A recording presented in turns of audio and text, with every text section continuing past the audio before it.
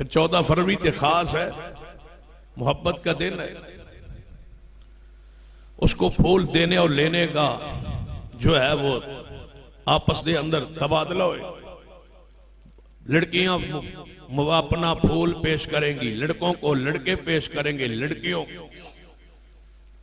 بعض لوگوں دی انگڑائی لے رہے ہیں کدو 14 فروری ہم پھول دے کسی کی بہن کو، اور تہاڈی بہن نو بھی تو کوئی پھول دے گا انشاءاللہ.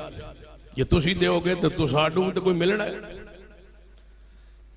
اگر کسی کے بہن بیٹی کے ساتھ پھول دینے کے تم پروگرام بنا رہے ہو تو تہاڈی بہن بھی تو گھر وچ محفوظ، وہ بھی اسی معاشرے کا حصہ ہے نا.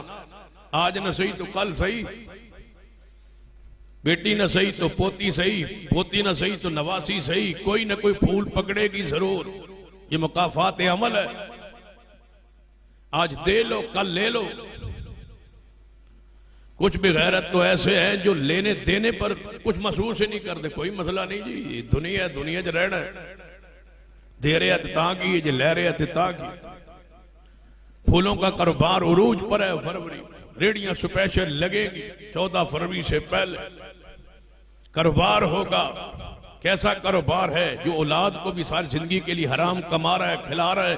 محبت والے دن، اس جناب اس بے حیائی والے دن پھول کا کاروبار کر کے اپنی اولاد کے لیے حرام کا پیسہ کما رہا ہے. فحاشی اور بے حیائی پھیلا رہا ہے.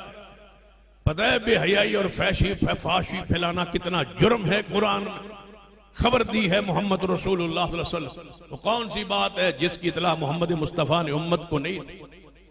قرآن پاک پڑھیے. فرمایا ان الذین یحبون ان تشیع الفاحشۃ فی الذین آمنوا، وہ لوگ جو پسند کرتے ہیں، محبت کرتے ہیں کہ اہل ایمان میں فحاشی پھیلے، بے حیائی پھیلے. پھول دیتے ہیں، پھول لیتے ہیں، فحاشی پھیلاتے ہیں. مخلوط ماحول، مرد عورت اکٹھے روڈوں پر، چوکوں پر، موٹر سائیکلوں پر وہ پھول دے رہے ہیں، وہ لے رہی ہیں. مخلوط ماحول ہے، نظر بازی ہے، فحاشی ہے، بے حیائی ہے. یہ سارا ماحول چل رہا ہے.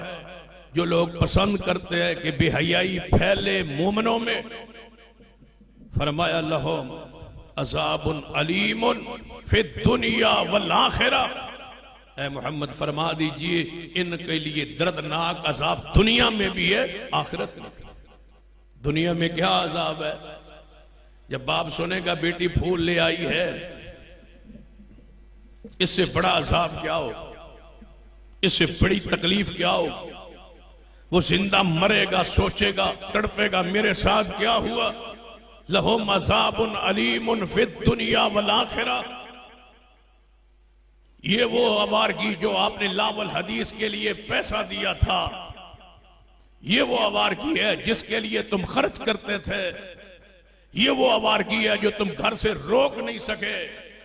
آج پریشان ہو، آپ شرمندہ ہو، برادری میں، قوم میں بیٹھنے کے لائق نہیں رہی ہو. کیوں؟ اس لیے کہ تم نے لاول حدیث پر پیسہ خرچ کیا تھا، نہیں روکا تھا اولاد کو فحاشی کرتے ہوئے، بے حیائی کرتے ہوئے. یہ اس دیوس پن کا تجھے جواب ملے. لہم عذاب علیم فی الدنیا والآخرہ. قرآن کہتا ہے کہ دردناک عذاب دنیا میں بھی آخرت میں بھی ہے ان لوگوں کے لیے جو اہل ایمان میں بے حیائی پھیلاتے.